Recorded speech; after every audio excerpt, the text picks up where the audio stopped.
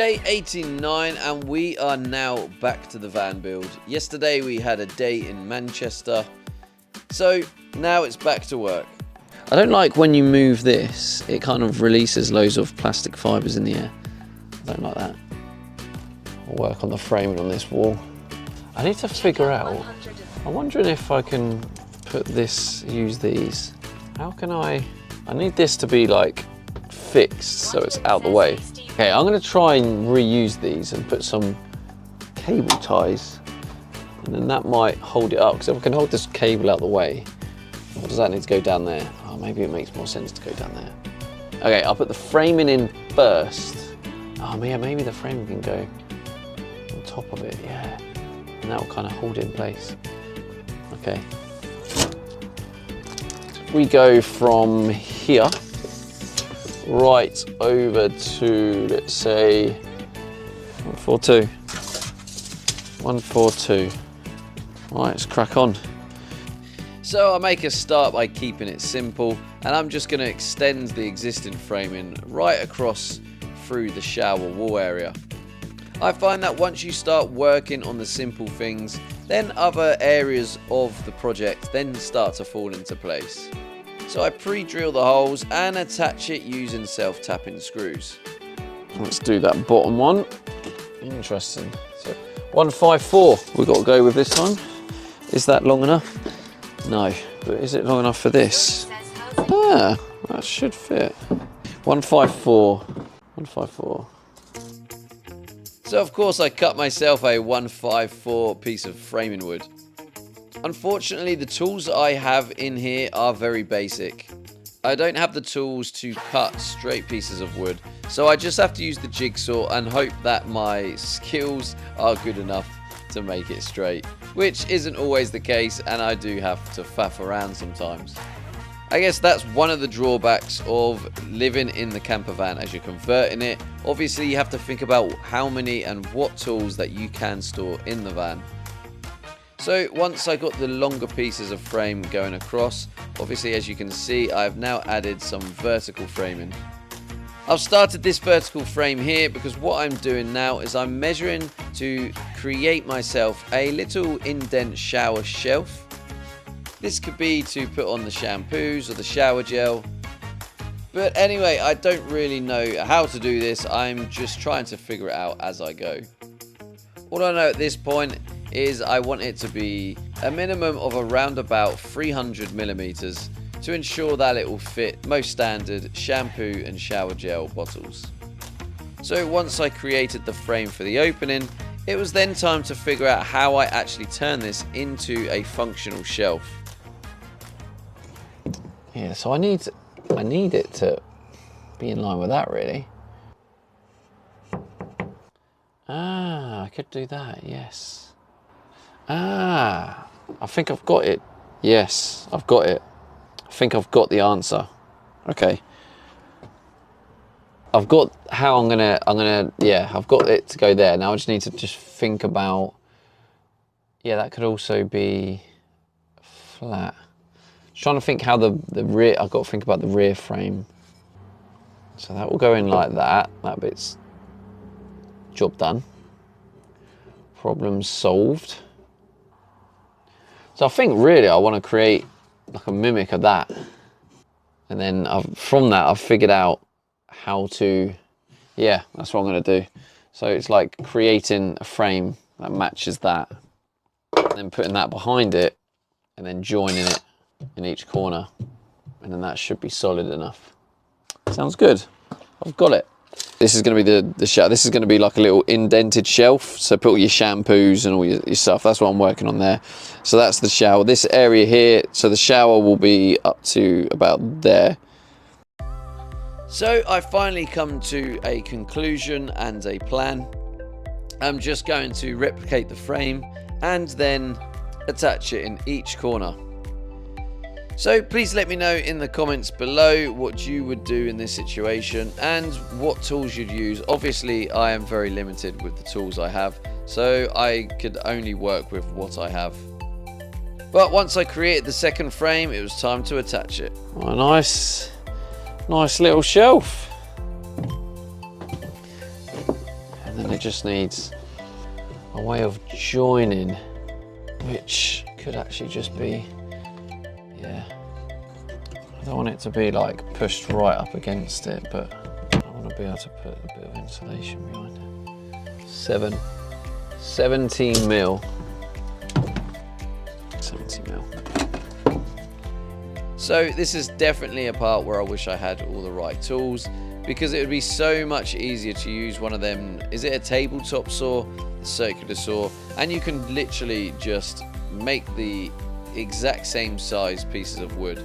That would be perfect. Instead, I had to use the jigsaw, and obviously you're not going to get them all exactly the same length.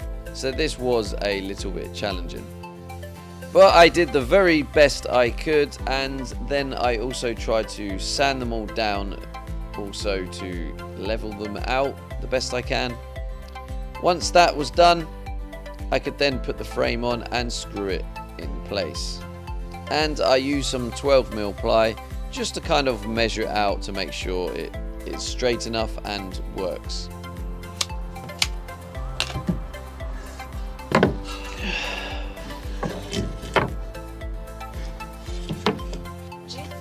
That's perfect for a little shelf. Lovely jubbly. We might have to put a bit of cheeky LED in this. A cheeky LED up there.